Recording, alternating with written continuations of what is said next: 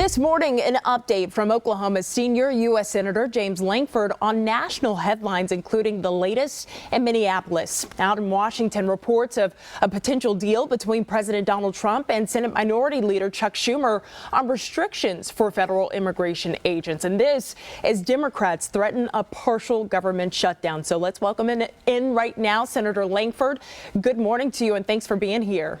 Good morning. Good to see you again. All right. Well, let's start in Minneapolis. Congress received a DHS report revealing 2 federal officers discharged their firearms during the shooting of Alex Preddy. And DHS does not say in that report Preddy ever reached for his weapon. So my question to you right now, Senator, is just how confident are you in immigration enforcement here in the country?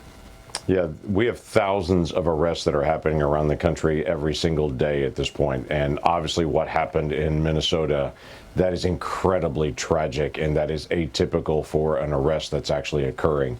So I want a fulsome, independent investigation that's out there where all the facts can come in. We have some preliminary data at this point. We don't have all of the full fact shed and all the full video. So it is important to be able to get all of that in and then to be able to follow through. There shouldn't be any different than any other law enforcement investigation that's out there. If someone draws a weapon or someone definitely discharges a weapon, we need to put that person on administrative leave. We need to go through the process to be able to make sure we're getting all the facts out. We also need to be able to check how we're training folks. In the bill itself that we're trying to be able to get through for funding for Homeland Security actually has de-escalation training funding already in it.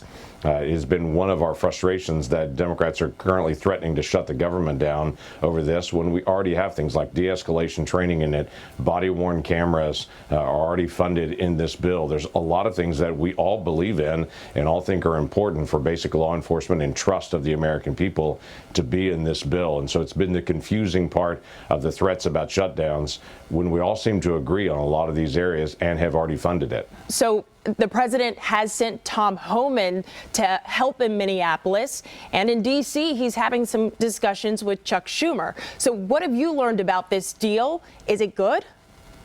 Well, we're working a lot behind the scenes to try to be able to get the appropriations process done. The key right now is the White House, Chuck Schumer, they're talking to be able to work out some final aspects. Some of the things that Chuck Schumer is asking for are really not good for agents. One of the things that Chuck Schumer is demanding is all ICE agents, Border Patrol agents, take off their masks, that everywhere they are, they can't wear a mask while they're on duty on it. Now, that may sound like a reasonable thing to say. We don't like the look of masks. The problem is the protesters that are surrounding them every time they get out of their vehicles, the first thing they're doing is snapping a photo of them, doing a search for who they are, and then posting their home address and posting things like, we know they're at work right now. That means their family is home alone. Here's their home address. And then they'll show up and begin to protesting at their house. We want to protect law enforcement to say if you join federal law enforcement, your family is not going to be attacked by a mob at your house. So it is important to be able to both protect the identity of individuals, but also to be able to work through protocol. Chuck Schumer seems to want to help the mobs be able to go attack the families on it by saying, nope, got to be able to expose their ID, got to be able to expose who they are to the mobs, and so they can go and do what they want to do. We just completely disagree with that. So there should be some conversation to say, I understand what you're talking about with the look of that. No one likes the look. We also don't like the mobs. So if local law enforcement can actually put a boundary between the mobs that are coming to attack them, and we are talking protesters that are out of control surrounding law enforcement while they're trying to do their job, blowing whistles at them, beating drums, trying to be able to prevent them from actually doing any enforcement, even if it's a criminal alien. We have got to have some way to have a boundary on that. By the way, not a crazy idea. Illinois has done that, where local law enforcement is providing a boundary where protesters can protest peacefully if they want to be able to do that, but law enforcement can also do their job as well. So it can be done and has been done in other states. It's just not being done in Minnesota. Senator, days after the shooting, Governor Kevin Stitt here in Oklahoma called it a, quote, real tragedy. He also said about the president when asked what should happen next here, quote, he's a deal maker. He's getting bad advice right now. Do you agree with the governor? Yeah, it is a real tragedy. Completely agree with that. And the president is a deal maker. This has been one of the things that we've pushed over and over again to my Democratic colleagues to say they don't want to even talk to President Trump. We keep saying to them, go sit down and talk to him. He's willing to be able to make a deal, to be able to work things out. He's shown that over and over and over again when people are willing to be able to sit down and talk with him. They're going to find out that he's much more interested in, for instance, a larger immigration deal than they know of at this point. I've talked to the president multiple times. The president's been very outspoken in his support for DACA individuals to actually get citizenship. But Democrats are like, no, we don't want to even discuss anything with him. The president's ready to be able to sit down and be able to make a deal on that. He's been public. He has actually offered that multiple times. But so far, my Democratic colleagues have said, no, he's a terrible human being. We don't want to visit with him at all. He is the president. Sit down and actually work through the details, and you'll find out he actually wants to be able to resolve a lot of issues.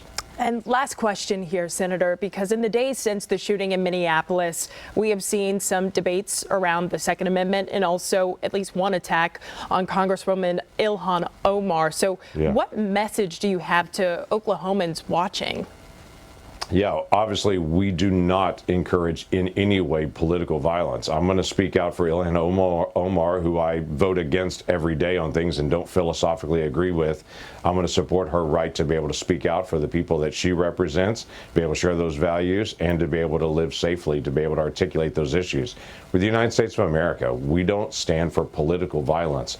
That's something that happens in Iran. That's something that happens in Venezuela. That's something that happens in Russia. That's not the United States. The United States, we allow people with differences of opinion to be able to share those opinions. We have that constitutional right to be able to do that and should continue to be able to stand up for the rights of every individual, regardless of their perspective, to be able to peacefully speak out for what their view is. That's the part that should be protected on that. And as for the Second Amendment guarantees the rights for individuals to be able to carry a firearm, be able to have that. So whether that is at a protest, which some people have said, well, he should have never had a firearm at a protest. That is actually a protected constitutional right if someone is threatened to be able to have that firearm. Now, if you're standing there and you're actually opposing law enforcement and then you reach for a weapon, and we don't know all the details on this, or if he's carrying a weapon and he's being combative with law enforcement, that is a very different issue, and that escalates dramatically the situation.